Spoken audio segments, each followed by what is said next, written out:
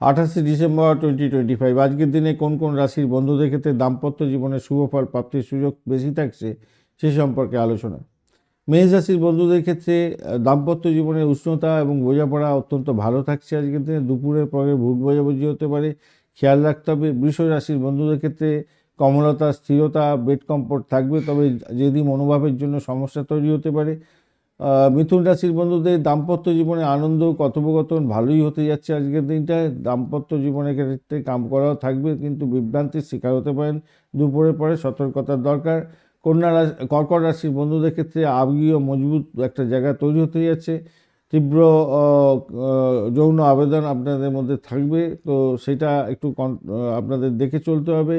আবেগের উপরে সিদ্ধান্ত নিলে সমস্যা তৈরি হতে পারে। সিংহ রাশির বন্ধুদের আত্মবিশ্বাসী প্রেম দাম্পত্য জীবনে হতে যাচ্ছে এবং সাফল্য পাবেন, কামকলা বৃদ্ধি পাবে।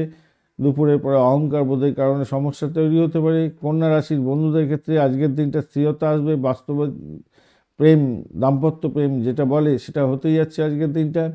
ভালো ফল পেতে যাচ্ছেন, বেড কমফোর্ট হতে যাচ্ছে। বিশ্লেষণাত্মক চিন্তাভাবনা নিয়ে চললে দূরত্ব আসতে পারে। তুলা রাশির বন্ধুদের ক্ষেত্রে সৌন্দর্য বৃদ্ধি হতে যাচ্ছে, দাম্পত্যের কামকলা বৃদ্ধি পাবে, যৌন আবেদন অনেকটা বেশি থাকছে, তবে যুক্তিতর্ক এড়িয়ে চলার চেষ্টা করুন দুপুরের পরে। বৃশ্চিক রাশির বন্ধুদের ক্ষেত্রে রহস্যময় প্রেম দাম্পত্য জীবনে আসতে চলেছে, ভালো ফল পেতে যাচ্ছেন, তবে অতিরিক্ত আত্মবিশ্বাস আপনাকে পিছিয়ে দিতে পারে। ধনুরাশির বন্ধুদের ক্ষেত্রে আনন্দদায়ক প্রেম প্রীতি ভালোবাসা দাম্পত্য জীবনে আসবে, ভ্রমণও হতে পারে।